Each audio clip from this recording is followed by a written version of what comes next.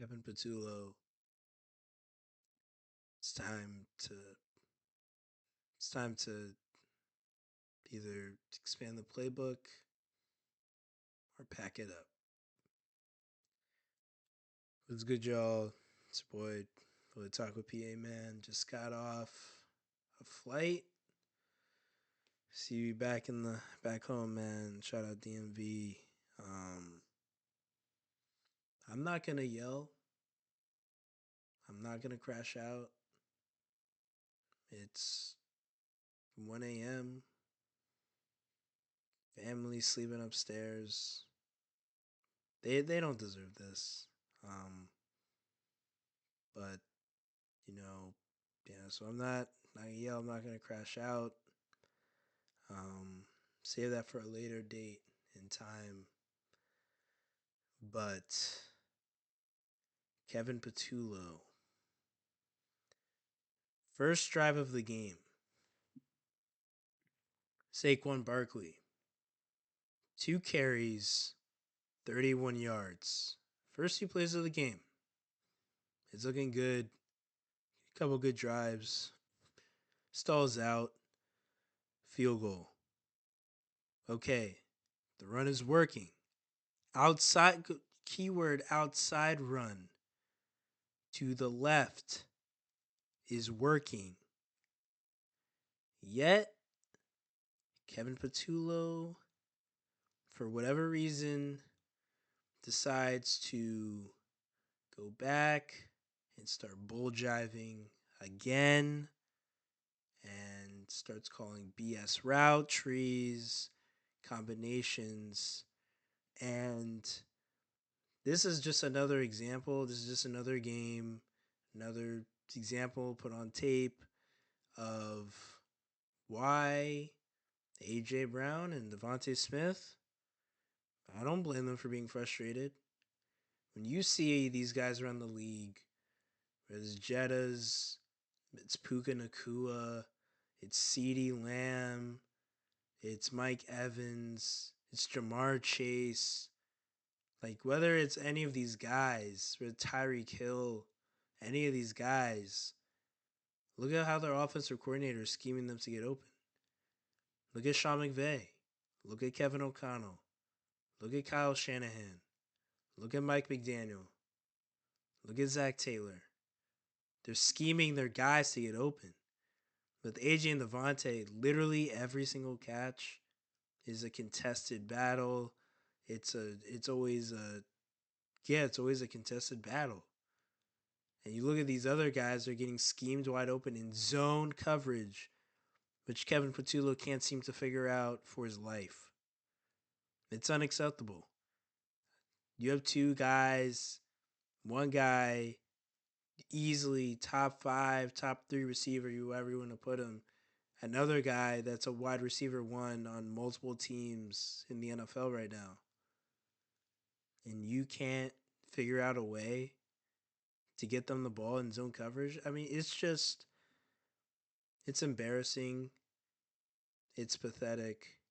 And this falls back on Nick Sirianni because he's the one that once again decided to go to an in-house coaching hire for reasons I don't understand. And I think we have to take this back. So 2021, when they first went to the playoffs, 4 games in, Shane Steichen takes over the play calling. And then Super Bowl year becomes the full official offensive coordinator. Super Bowl year the next year. He leaves. Nick Sirianni, and mind you, Sirianni and Steichen came over from the Colts the same year. Sirianni brought him over from the Colts the same year. 2020 to 2021 offseason. He brought him in. Steichen leaves. Now you got Brian Johnson, 2023, in-house coaching hire. That was a terrible job. You saw the offense look down the stretch. 2024 offseason, out of house coaching hire. Howie Roseman, not Nick Sirianni, goes out and gets Kellen Moore. See how the offense looked. Running it, throwing it, you couldn't stop it. Hurts on his game, when he's on his game, MVP candidate. Saquon, 2K. AJ Devontae, 1,000 yards. Goddard. This year, in-house coaching hire. I want people to realize that one of the biggest reasons in-house coaching hires, especially for this team, is so bad is there's absolutely nothing that Kevin Patullo can do or show, and Nick Sirianni doesn't go and say, "Wow, like we've never seen that before." There was no play, there was no scheme, there was no formation, there was no play where Kevin Patullo is like wowing the rest of the staff. And I'm AJ. I'm frustrated. If I'm Devontae, I'm frustrated. If I'm Jalen Hurts, who, well, over here at Philly Talk, we're objective, we're fair. Jalen, he didn't have his best game tonight. You can't stare down the corner on an out route and then not really lead the receiver. The people were saying he landed on Dotson's chest. Well, you want to, land the ball like out in front of him. You don't want to land at even a little bit behind him because that corner, like Cordell Flott, who's a solid player, is reading his eyes the entire way. Like, you're in your 5th season, Jalen Hurts. You can't stare down the receiver from the jump. Like, we see Trevor Lawrence do that. We saw Josh Allen used to do that a lot early in his career. Like, you can't stare down the receiver the entire time and expect for the corner to not make a quicker break and cheat on the ball, because that's what happened. Cordell Flott takes it like 50, 60 yards back down the field. Like, he Hurts did not have his best game. Obviously, overshot. Devontae, he shook. I think it was shook a Debo out of his socks. That would have been a touchdown. And you get a TD there. I'm pretty sure you flip the game in your favor. I don't know if it would have been 24 to 24 to 14 at that point in time, but nevertheless, or 21-13 at the time, but nevertheless you flipped the game in your favor. Like, you flipped the script. And Hurts, he overthrew him. And that's now 2 deep passing plays this week where receiver and quarterback are not in sync on plays that could have broke the game wide open. And that's just something you can't have happen. I want people to know that it's really hard to go back-to-back Super Bowls. Like, this should be something that sounds pretty obvious, but for a lot of Eagles haters that are like, "Oh, Eagles suck this and that," you don't understand how hard it is. Like, you listen to guys, Shannon Sharp, you listen to other guys that have been there, done that. Like, hey, shout out Nightcap Show.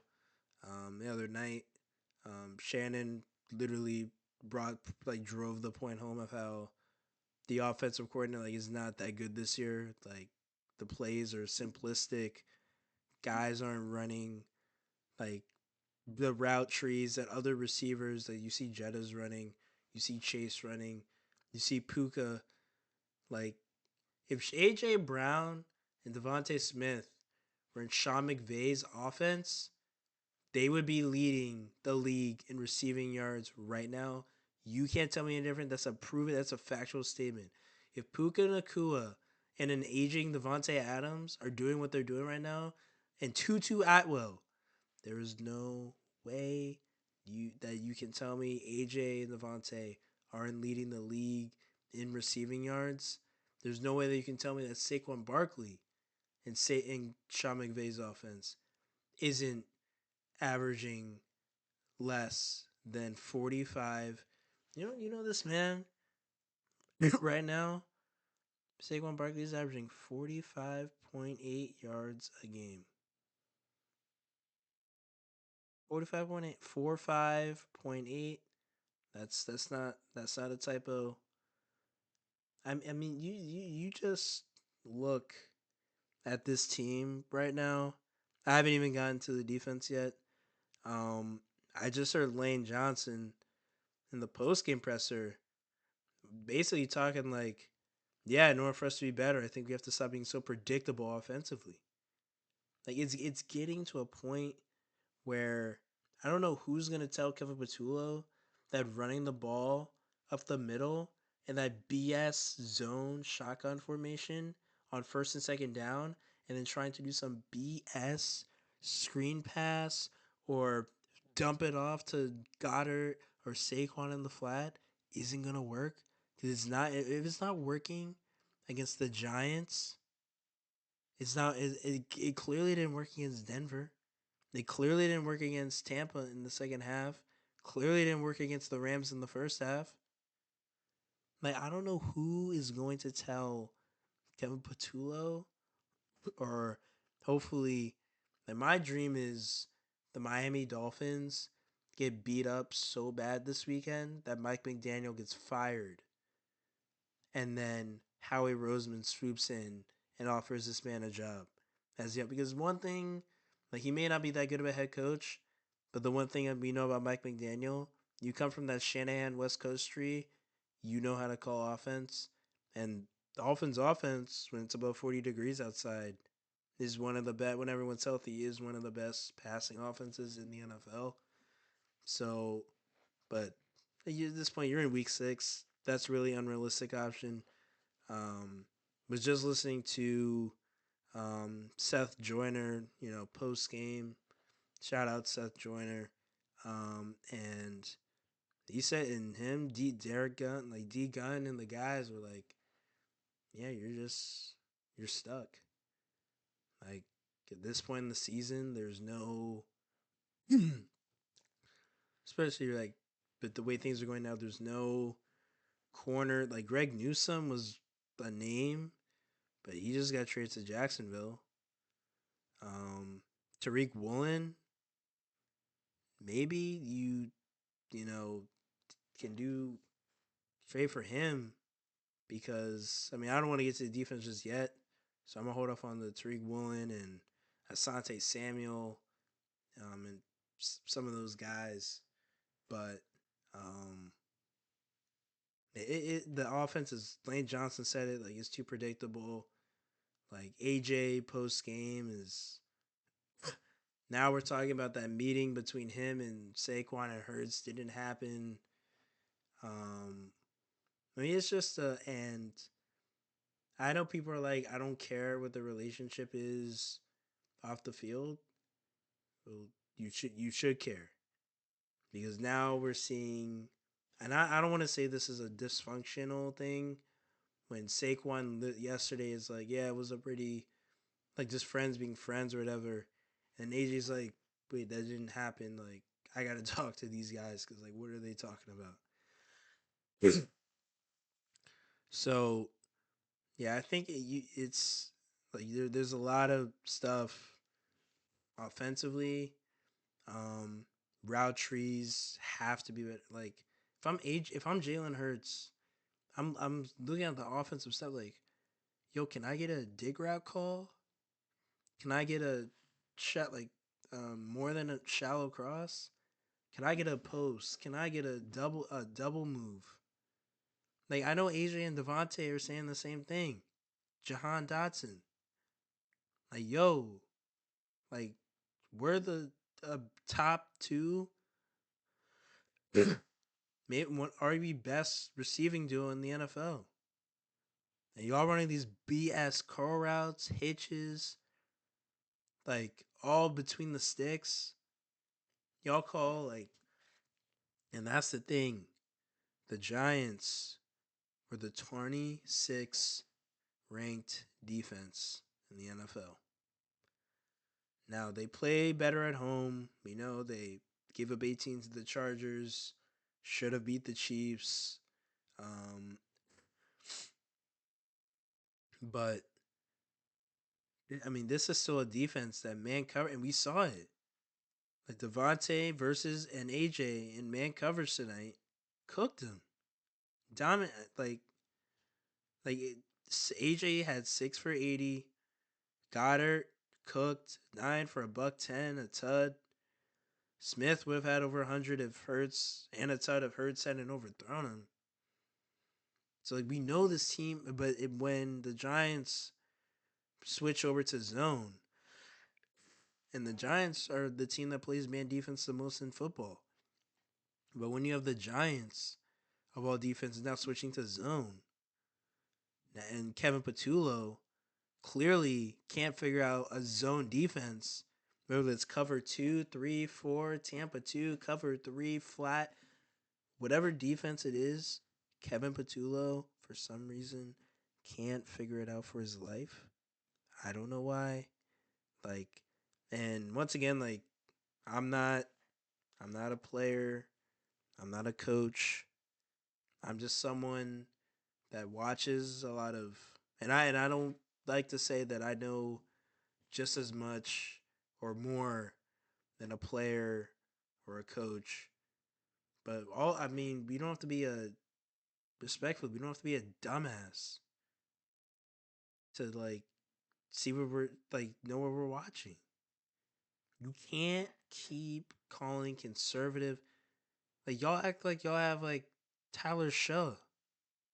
Like y'all like you're the like the Titans' offensive weapons, or yeah, like the Saints or something.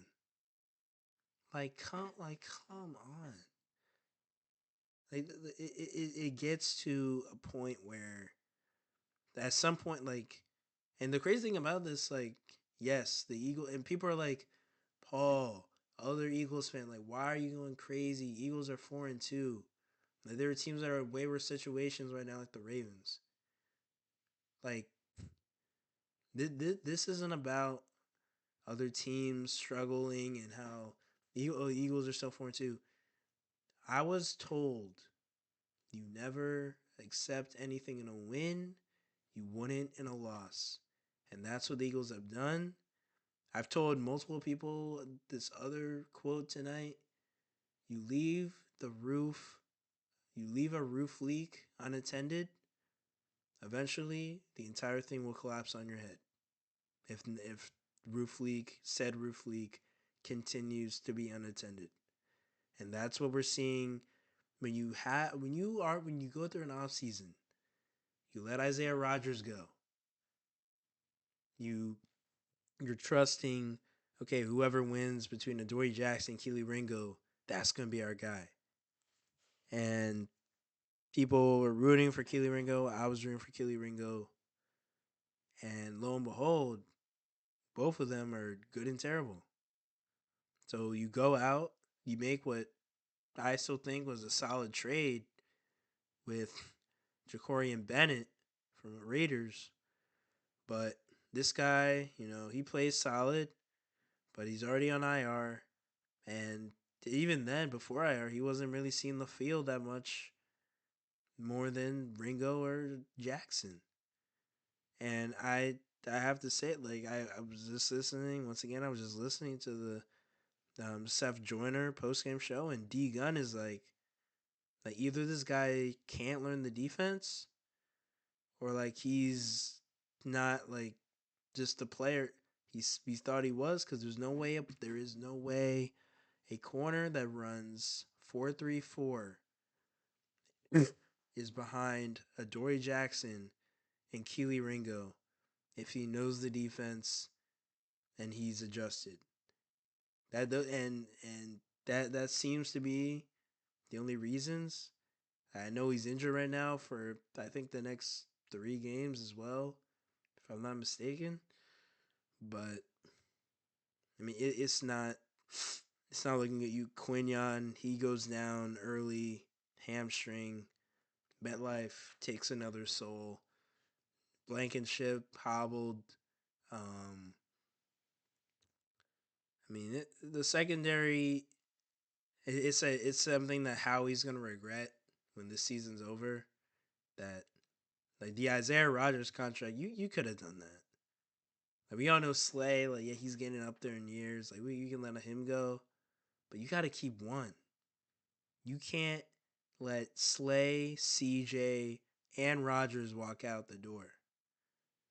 Like, cause now you're trusting in a youthful secondary, and then the veteran that you bring in clearly hasn't shown that he can be a consistent option when he was with the Giants. When the competition was Deontay Banks. So, the corner spot, Howie, that's that's a miss. Um, in house coaching hires, that's missed by Sirianni. Um, turnovers tonight. I mean, on the road and in the playoffs, you pay double for turnovers. We saw it tonight. Um, and the New York Giants, like people like to clown and troll, like Giants are ass, Giants are this. Like the Giants have a talented football team. Like they have a talented enough football team where it was really just the quarterback. Like that was the main thing. Like you see how why the quarterback position is the most valued. It's the most hardest position in all of sports. Jackson Dart, like I'm like even in my state right now, I gotta give a shout out to Jackson Dart because he played. Because there's a lot of guys right now in the NFL that I know would have that would have this opportunity or that have had this opportunity to take down a team that's kind of like on the ropes, on the edge, like the Eagles were, and didn't capitalize. And Jackson Dart capitalized. He played well, didn't put the ball in harm's way. Um, Guys made plays, albeit fourth string wide receivers. Once again, Kelee Ringo, Dory Jackson. So something's gonna have to change. Here we go. Yeah, so something's gonna have to change there. I don't know if Tariq Woolen. I don't know if once Asante Samuel Jr. is like his neck is okay, he'll get signed by someone. But you have to figure that out. There's no excuse. It's bad. It's bad corner play, and um, you know, and and not just corners, defensive line. Now, a really good point. I just saw a really good point on edge rushers. Nolan Smith goes out. Now, I I just had to pull it up here, but Nolan Smith was one of the few guys that was generating consistent pressure on the Eagles. And let me just I don't know, bro. I don't know what's good with the Wi-Fi right now, guys. But bro, really? Y'all doing me like this? I don't know what's going on with the Wi-Fi right now. But anyway, y'all know Nolan Smith. Y'all know that he turns up big moments, big games. Um, Josh Uche, Michigan alum. This man is out here, as one said earlier tonight, just getting jiggy with it at the line of scrimmage. There's no password. Zadarius Smith, he doesn't have like his tank is like unlimited now. It used to be regular, unregulated, like regular unlimited gas. Now he's on that limited, like you know, like it's really good, but it's like there's less in stock. He's getting up there in age. Ojulari, I mean, not it's not consistent enough. other guys. The point I'm trying to make here is edge rushers. There's no one, and Nolan Smith is an exception because like he can still get to the passer. The Eagles do not have a true edge rusher right now. Excluding Nolan Smith because he can still get to the passer. The Eagles do not have a true edge rusher. I'm talking 6'4", 6'5", 270, in the range of like 265 to 280 pounds. Now, a guy that probably pops into your head is, oh, Josh Sweat. Yeah, he's not there anymore. Josh Sweat was a pure edge rusher. Josh Sweat wasn't one of these outside linebackers that are 6'2", 6'3", 240. That all it takes is for a couple tight ends or for an old lineman to get up on them, and they're completely taken out of the run game. Because all they want to do is all Josh Uche, all Zadarius Smith, all those Azeez Ojulari, these guys, they're all just trying to rush the passer. Like in the run game, the run defense has been abhorrent because they can't stop with the 4-man front. Then they go to the 5-man front, which I suggested, like, hey, let's go to the 5-man front. That's what I said last week. You go to the 5-man front. Now you're exposing your back end, that secondary. We don't know if Quignon's going to be able to play next week. That obviously would be, because I'm very confident he would do a number on Justin Jefferson, but we don't know if he's going to be able to go next week. If so, that means you're probably going to be forced to put Adoree Jackson or Kelee Ringo, whoever it is, on. I would hope Vic Fangio would put like those guys on Jordan Addison and have like Adoree Jackson, Kelee Ringo try to deal with Jordan Addison, and then have Andrew Makuba or Reed Blankenship help bracket Jordan Addison, and we can trust Cooper DeJean to try to like limit JJ to like 5 catches, like 50 yards, like a stat line like that. That would be respectable because great receivers are still always gonna get theirs. But and anyway, back to this game. Um, yeah, the pass rush is not.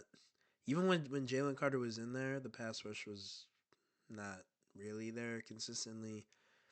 Um, Another thing about defensive line, the stance. This is also something that came to my attention recently. I realized when you put your wrong foot forward, because once again, these are outside linebackers that love to rush the passer, so they're standing up in a more comfortable like starting position. But when the other team runs the ball, now let's just say Josh Uche is on the right side of the defensive line, and he's standing up, left foot forward, ready to rush the passer. Like, running start, left foot forward. Now, Giants decide to run the ball. Now, and they decide to run it to his side. Now, he has to retreat a step, open hips, and try to get that other foot forward. By the time he does all that, the blocker's already all over him. He's sealed off. It's a 10-yard run. So I don't know how the defensive coaching staff, I don't know how they're not noticing that. I don't know how people like me are like finding that out and then like preaching it on here when we have Clint Hurt, Vic Fangio, other guys on that defense, linebackers coach, like guys that should be preaching that to the defense. Like I would hope like that's something that would be coached right now, but nevertheless, Um, that's just where we're at right now. But the defense isn't really. It's not hitting right now. Nakobe Dean. It was. I didn't expect him to play like every defensive snap tonight. Like I knew he was gonna play like, minimal defensive snaps. It's your first game of the season. You mostly run special teams. Um, but yeah, this team as a whole. I mean, the only bright side is Jake Elliott. At least he made his kicks. Um, that's yeah. But I mean, well, you know what? I can't even say special teams. AJ Dillon fumbles a kick return, goes out of bounds. Tank Bigsby gets to Philly. All of a sudden, forgets how to return a kick. On return, we're not doing much. So, I mean, yeah. So now special teams. Jake Elliott, and on more often than not, I'll still give him credit. More often than not, Braden Mann pitting guys deep. But the offense is not good enough right now, and tonight showed the defense, the special teams can't save you every game.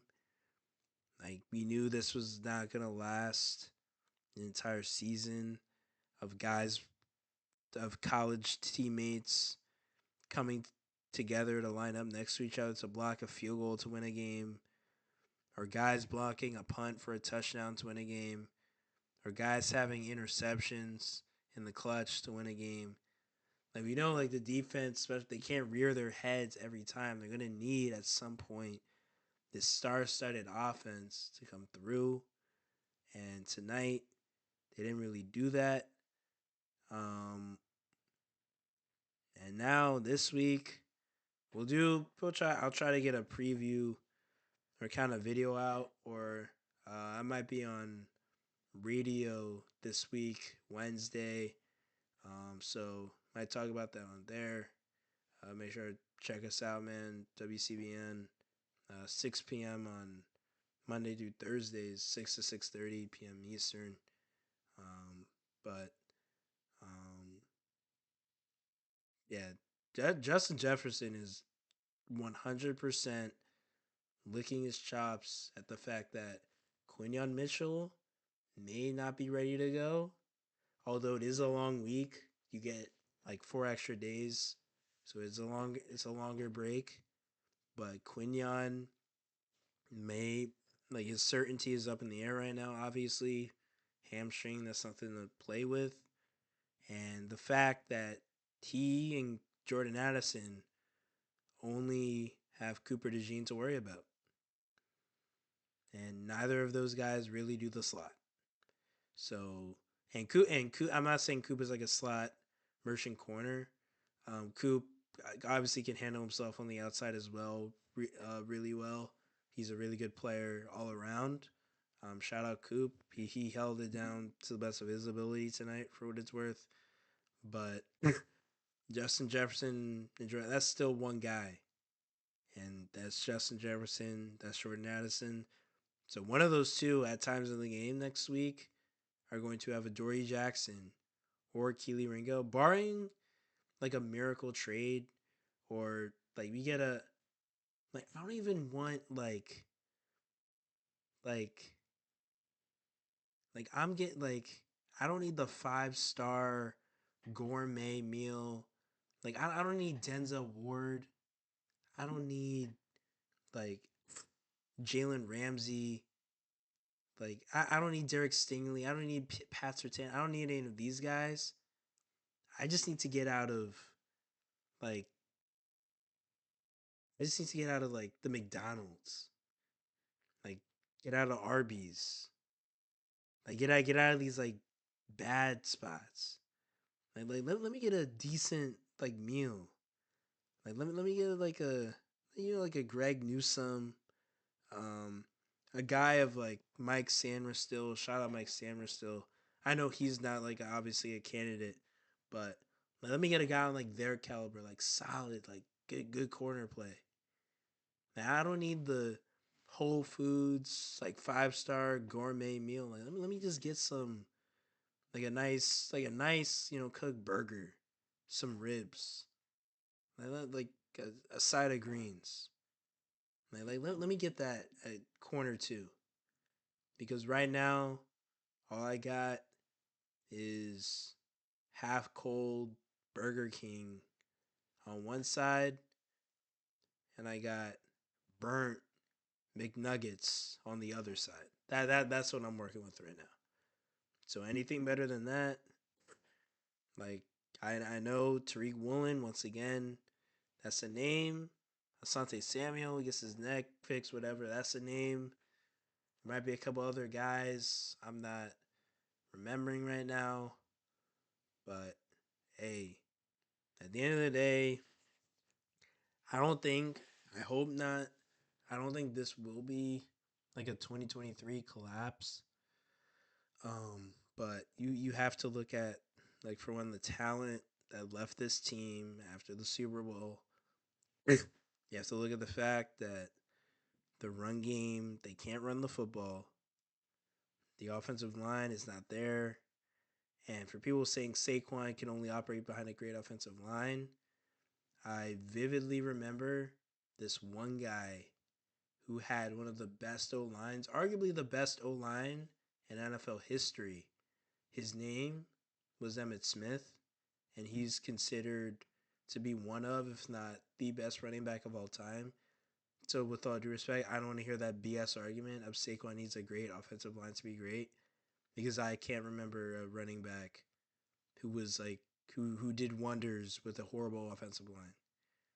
Outside of Barry Sanders, whose offensive line was like slightly middle of the pack, slightly below middle of the pack, but they weren't the Giants, who are always at the bottom of the league. So, with all due respect, I don't want to hear that argument. You need, in order to win, in order to be great, you need to have greatness around you. That goes for Jalen Hurts as well. We see guys like Matthew Stafford. We see guys like Mac Jones. Mac Jones is cooking, throwing to Ricky. Outside of, shout out white boy Ricky. This man is throwing to Kendrick Bourne and other random no-name receivers when Juwan Jennings has been out. And Mac Jones is cooking. This man has A.J. Brown and Devontae Smith. And for some reason, his play caller can't seem to get them in sync, get them the ball. Like, at some point, Jalen Hurts haters, Eagles haters, like you're going to have to start looking at the facts of like what is happening with this team, why the team is playing bad. Once again, I'm not saying Hurts is without zero blame, zero credibility. Like, he didn't play. Once again, he didn't play his best game tonight. But like, you look at this team, like, I don't recall Lamar, and people want to hate on who was the guy before I mean, they were hating on, not I'm trying to think of the Ravens coordinator that was before Todd Monken. But they were hating, Ravens fans were hating on Todd Monken. The same Todd Monken that got Lamar the MVP. But that's neither here nor there. You can't, I don't know, and even when the Chiefs were struggling, like the one thing with the Chiefs was like, we know that's still Andy Reid. Like, we still know who the offensive genius is on that team. That we know Mahomes and those guys aren't just gonna go away. With this team, there's no offensive play caller in the building right now where we're like, wow, like we really got a shot here. I mean, tonight's loss.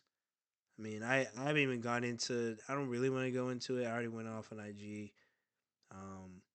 Lack of effort. I think Scadaboo's second touchdown, Adoree Jackson just tried to like throw a shoulder into him on the goal line. Like, what? Like, I don't care. You're a corner. Like, wrap up. Grab a leg. Try to wrap around the stomach. The help will come. Push him back. You doing this does absolutely nothing. Especially a guy who just likes to run people over, like Cam Scatteroo. So we have lack of effort from Adoree Jackson. We have lack of effort from other guys on certain plays. And I hope this is not going to be a week to week thing where on key plays we have guys just not showing effort. I hope that doesn't become a recurrence because and I hope that the Eagles players have a team meeting, like players don't like, but one that doesn't get out to the media, where the players come together and we're like, guys, like what are we doing here? We got all this talent in the room. We got and once again, the notion of like Eagles players and coaches saying like we don't want to we're not Super Bowl champions. We're that's behind us. It never happened. So Nick Sirianni tonight, when he was asked about like what makes you so confident, like you guys will be all right, Nick Sirianni goes ahead and pretty much says because we won the Super Bowl last year. That's he said something along the lines of, "Well, I trust in the guys in this room because we already made it to the mountaintop last year." Really, Nick? Really, Coach? After all that talk of no and AJ like not even want to hold the Super Bowl trophy and the preseason photos and Jalen. Well, I will Jalen.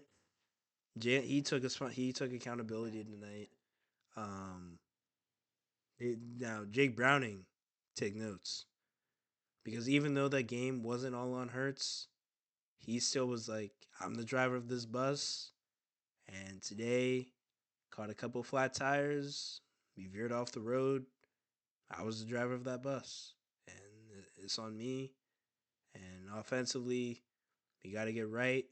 You all heard Lane Johnson. Like we got to stop being so predictable on offense. Now Lane Johnson, like those aren't guys that just say whatever. Like when Lane Johnson speaks, when guys like Devontae Smith speak, and they're frustrated with the offense, that's when people listen. When AJ Brown is doing his stuff and whatever, and I don't blame him for some of the stuff because most of the stuff isn't on him. Like people are like, "Oh, he's a diva," whatever. When Devontae speaks, because Devontae doesn't really talk like that, and same thing with Lane Johnson. So when those guys start speaking up about, "Yo, we got to get it going," like we gotta lock in here. People start listening. They start they start talking, and that puts even more heat on Kevin Patullo because I think it's more than likely it's 90% chance we're going to be stuck with this man for the rest of the season. So the offense it is what it is. Like yeah, they got to figure this out. Like and it's too late in the season. You can't like just get some new plays up in there. Like a whole new playbook. It's too late for that. Um, we're about to hit like week 7. It's too late for that. You have to you have to figure it out. Jalen, they've got to come together. And I don't want just 2 players. Let's even the meeting with the 3 of them, Saquon, AJ, Jalen didn't like he did it didn't happen. I need Jalen. I need AJ, Devontae. I need Saquon. I need Goddard. I need the O line. I need everyone in one room, one voice, one sound. And I need Jalen to say, hey, like I don't know what's going on, but I think we need to do the X. If anyone else has why suggestions, feel free to bring them up. But we got to make this team better. We're going up. We're going to be going up against a Minnesota defense next week. Obviously, Brian Flores loves to bring the heat. That obviously leaves a lot of man coverage against corners that AJ. Once again, I'm going to talk about this more in the preview, hopefully preview video I get out sometime next week. But the Philadelphia Eagles for the last 3 seasons have absolutely torched Brian Flores' Vikings defense. I mean, you just look at it, absolutely torched every single time offensively. Um, Even when Brian Johnson was there, I don't know if he played 2023, but um, yeah, every single time the Eagles have played the Vikings in Jalen Hurts' era, they've absolutely smoked the Minnesota Vikings defense. So, but once again, this isn't the same play calling. This isn't the same offensive rhythm. Um, I don't know how good the Vikings are at stopping the run, but anyone, you run the ball up the middle in that BS shotgun formation, any team's gonna you're becoming Lane Johnson said, become less predictable. We'll hopefully get back this ship right next week against Minnesota. Defensively, you still got you got some issues, pass rush, corner play. But at the end of the day, guys have to regroup. Just sucks. On a tough night, obviously for Philadelphia sports as well. I don't feel like talking about it, but Rob Thompson, just sidebar, it might be it for you, buddy. But hey, man, it's your boy. PhillyTalk with PA, man. Always keep it a stack. Always keep it a buck over here, man. I'm out.